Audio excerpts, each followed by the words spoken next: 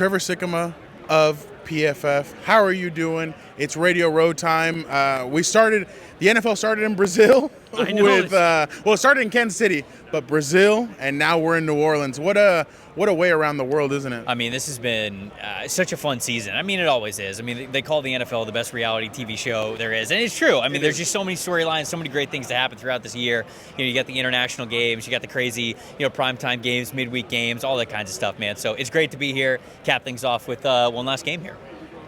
Does it feel, am I wrong to say that Saquon Barkley is the X factor in this game? I mean, it kind of relies on what happens with Saquon in this game. I mean, obviously, it's a Super Bowl, so there's a lot of different X factors, but there's no doubt about it. Like, if the Kansas City Chiefs and Steve Spagnuolo could find a way to limit Saquon Barkley and put more on Jalen Hurts' plate, I mean, Hurts has not been the most prolific passer this season. I know he's dealt with injury and everything, so, like, it will be very important for this team to get Saquon Barkley going, because it also allows the Eagles to take the pressure off the blitz. Steve Spagnuolo is one of the most aggressive defensive coordinators there is. And specifically, Jalen Hurts' numbers from a clean pocket or pressured, the gap's pretty different this year in not the way that you want it to. And so the way that you mitigate that, of course, having a good offensive line, supporting, which the Eagles do, but the better you run the football, the less aggressive that defensive Steve Spagnuolo can be. So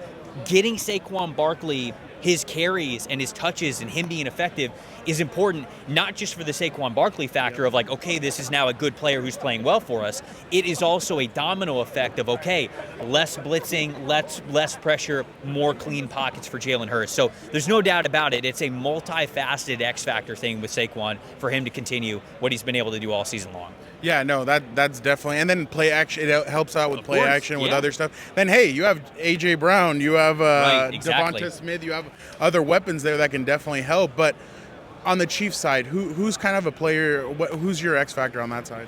Man, so the offensive line is where I look. If Caliendo's playing that offensive line spot, if they're still kicking, Joe Thuney out the left tackle and they're putting him there, it's sort of the domino effect of what happens. Because a lot of people talk about Jalen Carter and what he's been for the Eagles defensive line, and obviously Jalen Carter's been a monster, but Milton Williams has also been fantastical on that defensive line. So if you're sticking Joe Thuney out at left tackle and Caliendo's playing that other guard spot, you figure that Creed Humphrey, their all-pro center, is probably going to help Caliendo out a little bit more with Milton Williams, because you don't want Milton Williams one-on-one with Caliendo for how much he has struggled in pass protection. Well, that also then leaves Trey Smith, who is capable, but one-on-one with a guy like Jalen Carter. So to me, it all kind of comes down to, can Caliendo kind of like hold up his end of the bargain, right? I mean, I think that we talked about this a couple of years ago with a guy like Andrew Wiley, where it was like, all right, that was the big weakness for them, but he was able to hold his own pretty well. Can the Chiefs do that? To me, he's the big X factor there, because he's got to raise the floor of this team, because Williams and Jalen Carter have not just been good, but game wreckers this time. So to me, I know a lot of people are going to point at some of the flash players, like guys out of the backfield or Xavier Worthy or Travis Kelce or maybe Trent McDuffie on the other side of things. Like, those guys are important. There's no doubt about it. But if the floor of the offensive line isn't elevated to a Super Bowl caliber level, then that might be what wins it for Philadelphia in the end. I feel like one of the biggest topics going into, I feel like, this fifth championship opportunity for Steve Spagnuolo is he should make it to the Hall of Fame, especially with the way his defense beat the Patriots 18-0, and then what he's done with the Chiefs. I mean, as a contributor, don't you think that we need to start having a conversation in that route? Steve Spagnuolo is 100% a Hall of Famer in my mind. I mean, even if you want to go to, and I don't love the way that this is set up, but if you say, well, a Hall of Famer, you shouldn't be able to tell the story of the NFL without them. And again, like, I don't love that stipulation, because it sort of excludes some guys that are worthy. He even has that, right? You talked about him as defensive coordinator with the New York Giants, him as the defensive coordinator for this incredible run, one of the best dynasty runs of all time with the Kansas City Chiefs. You can't tell the NFL story without Steve Spagnuolo and what he has been able to do. And so I know it's not a thing that a lot of these assistant coaches get in for the Hall of Fame. I know LeBeau got in, but he kind of got in as a player and a coach, whatever. But to me, he needs to be in the Hall of Fame. He is somebody who's worthy of that. And the 1972 Dolphins that are still alive, they wouldn't have been popping bottles after the Patriots lost if it wasn't for Steve Spagnuolo. That is very true as well. You are very right. Yeah. You were at the Senior Bowl last week. Mm-hmm. What was that like? Who are some guys that we should be keeping an eye on? Oh, I love the Senior Bowl. It's such a great event. It's so great to see all of these guys, outside of their regular environments. And I'll tell you, like as a draft guy, that's what I love the most. You get these players who, all right, they played at offensive tackle at their school, but we're going to kick them inside a guard this week and see how they do at guard. Okay, well, this quarterback, he was in a pretty quarterback-friendly system. He understood the system very well, but what's he like in a new system, new terminology, new wide receivers to throw to, all of that. So I really do love those events. Jack Bech probably had the best week of anybody, the wide receiver from TCU. I mean, it was unbelievable for all 3 days. I absolutely loved what he was able to bring to the table. Mike Green, the pass rusher from Marshall, was fantastic as well. Darius Alexander, who, shout out, look, and we're going to pump up PFF a little bit here. Elite 90.6 overall grade this year at Toledo, one of the highest graded defensive players that we had. He showed up and he looked fantastic as an edge player. There were a handful of really great players this past week. Those are just a couple of them that were really able to stand out. Is Abdul Carter going to go number 1 overall? Man, he's one of the best players in this class, and it really just comes down to how comfortable do the Titans feel taking a quarterback at the top, right? Because if they go, hey, we don't have a quarterback and we need one, you're probably going to take one of them. You're probably going to take a Cam Ward, a Shedeur Sanders, one of those two guys. But if you open the door just even a little bit to one of these other guys, the Abdul Carter's draft stock, he might kick it wide open. He might say, okay, I'm the best player in this class. And I think really it's probably him or Travis Hunter that I think are going to be the best overall player in this class. So, we have seen pass rushers go number 1 overall before, right? It's not uncommon for the NFL draft. Jadeveon Clowney, Myles Garrett, Nick Bosa, these guys that went, number 1 overall. That's sort of kind of what we're talking about as this caliber of a player.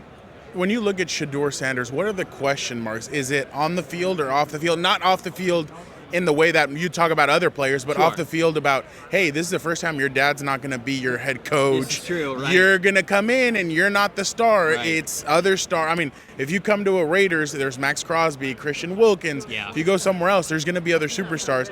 What are kind of some of the things when it comes to him that are the question marks? Yeah, so to me, I don't really care about any of that. I really don't. Like, I think that Shedeur kind of said it himself when he was at the Shrine Bowl. He was like, I didn't know having a supportive parent was a bad thing. And he's a funny guy. He is. No, and I thought he handled that really well. And obviously there's some truth to kind of what he's saying there. For me, it's just I look at him overall, and I think he's got good arm talent. It's not elite arm talent. And that's sort of kind of what we're talking about. Like, I think he's tough as nails under pressure. He knows how to recognize defenses. You can tell that he's had a former NFL player and Hall of Famer, in his corner for a long time, teaching him how to read defenses, all that kinds of stuff. So he operates the game very, very well. I just think, he's not the most athletic or mobile quarterback in the world. He doesn't have the biggest arm. I think there's more athletic limitations than anything else. And so that's why I'm not as bullish on him being a number 1 overall, a top 5, a top 10 overall pick, just because of some athletic limitations that he might have there. But in terms of the off-the-field stuff, I mean, I'm not really worried about that. This is a competitive kid who's been around an NFL type of environment for a long time, and he wants to win. Like, those are characteristics that you love about a quarterback. So. Just a couple more. Jackson Dart, is he darting himself up into, catapulting himself up into the first round? I mean, he seems to be, from an outsider's perspective. And, the NFL, they're so desperate for quarterbacks that you can understand them trying to find somebody that they go, hey, you know what? We believe in you even a little bit, that you could potentially be a franchise caliber quarterback, to consider him there. I see Dart as more of a mid-round quarterback, a third-round, fourth-round type of a guy, because you just don't know what he's going to be like outside of the Lane Kiffin system. And I think a lot of people will comp him to Matt Corral and what Matt Corral was when he was coming out of Ole Miss. I like Jackson Dart more than I like Matt Corral when he was coming out, but the learning curve is still going to be there for him. And we saw that at the Senior Bowl. When he was at the Senior Bowl, like, there were some things that he had to work through, and he was taking snaps under center, which he was very uncomfortable with. And so it's just going to, if you're going to draft Jackson Dart, you've got to be okay with it taking a little bit of time. And unfortunately, when you draft a quarterback in the first round, patience is not something that often comes with that. So that's where I get worried. I would much rather you draft him somewhere late day 2, early day 3, and you go, hey, you're going to be a backup quarterback to start, but maybe you'll be a great starting quarterback for us, and you give him a little bit of time to improve and get better. So that's sort of my assessment of Jackson Dart. What is the gap between Ty Warren and Coastal Loveland? It's not that big. It really is not.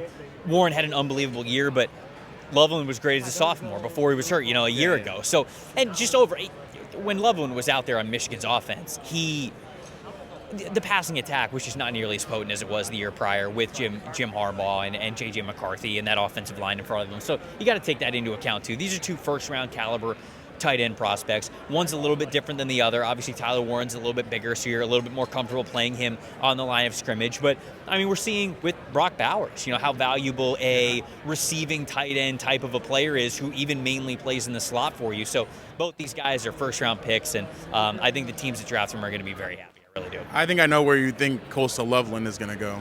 Well, I mean, Colston Loveland, I love him for a couple of places. I'd love him for the Indianapolis Colts. I'd love him for the Denver Broncos. And, of course, I would love him for the Los Angeles Chargers, which I knew I had to say for the very end with the connection there, Yeah, no, it's perfect. Score prediction for this game, do you have anything? Ooh, I haven't been asked this yet. This is the first time I've been asked. So I think it's going to be a little bit lower scoring than it was when these teams met 2 years ago.